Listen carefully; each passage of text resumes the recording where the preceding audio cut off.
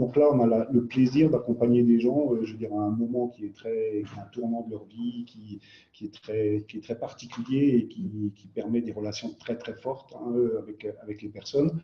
Et sans devoir ensuite suivre l'entreprise les 5 ans, les 10 ans sur leur activité propre, quoi. Ce qui était le cas pour ma part, j'avais à l'époque créé un garage, donc c'est sympa, on met le garage en place, mais ensuite pour recevoir les gens, leur voiture tous, leur machin, c'est un peu moins excitant. Donc là, je décris souvent notre métier comme étant comme nous sommes des accoucheurs de projet, un peu comme une sage-femme à l'hôpital, quoi. Donc c'est un moment tout à fait particulier où les personnes sont contentes qu'on soit là, quoi, puisqu'elles n'ont pas l'habitude d'accoucher, alors que nous, on a un peu cette habitude-là. On en fait plusieurs par semaine, quoi. Donc on leur simplifie un peu la vie et on leur permet d'appréhender ça beaucoup plus simplement que s'ils le faisaient tout seuls, quoi. Donc, Vecteur, Dominique et son équipe, c'est les sages-femmes des entrepreneurs. Donc, retenons bien, je crois que c'est vraiment la chute, ou en tout cas la conclusion de ta présentation. Ça me plaît bien. C'est marquant. Et comment ? Sage-homme, tout à fait. Ça existe en plus, vraiment, sage-homme. Donc, on est très heureux, nous, à Shop, de pouvoir s'inclure dans cet écosystème de sages-femmes et d'être, à nous aussi, à notre manière, des sages-femmes pour des créateurs ou des entrepreneurs en situation de handicap. Et du coup, je passe bien sûr la parole à notre président, Didier Roche. Didier, est-ce que tu peux nous dire voilà, peut-être quelques mots sur ton parcours et ce pourquoi tu as créé la Shop il y a maintenant 10 ans. Et oui, ça fait déjà 10 ans. Alors nous, ça ne fait pas 30, que 10 ans, mais voilà, c'est déjà pas mal. De 95 à 2018, on ne doit pas être loin de 23. Mais je peux me tromper, il me semble. Non. C'est ça, hein, c'est 23 ans. Est-ce que tu as créé avant ou pas? Non, oui, j'ai créé avant, j'ai créé en 84. D'accord. Alors, donc moi, je suis un doux rêveur.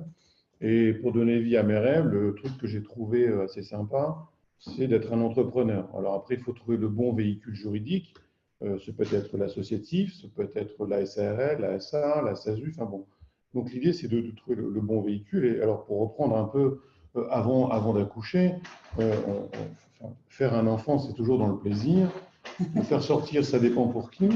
Et puis ensuite, il faut le faire grandir. Ça devient plus compliqué. Même si ce n'est pas toujours une routine, c'est toujours plus compliqué.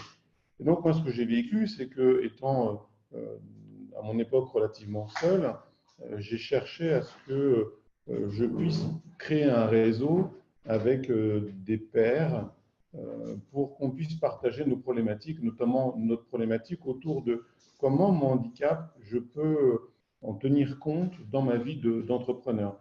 Comment, moi, en tant que non-voyant, comment d'autres personnes avec un temps limité professionnel parce que de la fatigabilité, des gens qui ont des problèmes d'élocution, comment est-ce qu'on peut faire voilà, pour qu'autour de tout ça, on puisse arriver à faire du business. Alors le handicap n'est en rien un empêcheur de businesser en rond, mais par contre c'est quelque chose dont il faut tenir compte et réaliser le juste équilibre entre son autonomie et sa performance. Donc HUP est né un peu de cette idée de mettre en place des services. Donc ça, c'était plutôt le côté Pauline, qui a été une des créatrices avec moi de cette structure, même si elle a tardé à nous rejoindre à temps plein, puisqu'elle n'est là que depuis janvier. Ça fait quand même 9 ans et demi que je lui faisais des yeux doux. Je crois, il y a meilleur séducteur, parce qu'il y en a qui vont plus vite. Voilà, 9 ans et demi. Donc, il y a à partir de là, cette idée de plateforme de service. Et puis, moi, j'avais rencontré, lorsque j'ai créé ma première boîte, beaucoup de difficultés quant à convaincre des banquiers, des assureurs. J'ai dû accepter tout un tas de choses, on pourra en parler tout à l'heure. Il y a un moment, excédé de devoir céder et de devoir courber les chines, ce n'est pas tellement dans ma façon d'être. Il y a un moment, voilà, il faut jouer avec les cartes que l'on a. Je leur ai dit, écoutez, profitez-en. Aujourd'hui, je suis seul. Demain, je serai nombreux. J'ai déjà très prétendu à 23 ans. Et un jour, j'ai découvert, en 2007, que nous étions 35 000 travailleurs indépendants handicapés. J'ai dit, on est 35 000 à avoir, non pas avaler des couleuvres, mais parfois des baobabs. Il est temps d'être nombreux. Et c'est comme ça que j'ai rencontré 3 autres travailleurs indépendants handicapés. Et on a décidé de monter à Shop. Avant, ça s'appelait Lupti, maintenant c'est la Shop Entrepreneur, avec donc côté lobbying, réseau plutôt nous, et côté service à imaginer, plutôt Pauline et 2 autres de ses camarades de classe, à l'époque où elles étaient à l'ESSEC. Et c'est comme ça que la Shop est née, en fait. Donc aujourd'hui, HUP a tout un tas d'activités, mais on n'a pas la vocation d'être à la place des boutiques de gestion. Vraiment, l'idée, c'est d'être un élément dans l'écosystème. Je ne souhaite pas être là où il y a des gens, parce que mon temps m'est compté, et je préfère être dans un endroit où il n'y a personne, prêcher dans le désert, hein, ça a été un peu l'objectif au départ, et puis peu à peu arriver à adhérer autour du projet tout un tas de partenaires tels que vous aujourd'hui.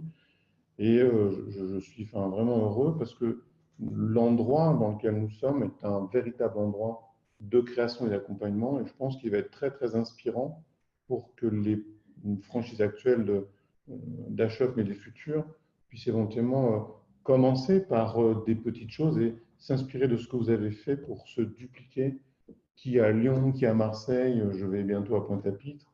Donc voilà, c'est très inspirant. Probablement que vous serez dans le réseau HUP un élément très porteur de plus de développement en local. Alors, on n'essaiera pas trop vous solliciter parce que vous devez quand même travailler, mais en local à la vie de votre société. Mais je pense que là, il y a un super beau modèle dont on doit tirer profit pour les autres endroits.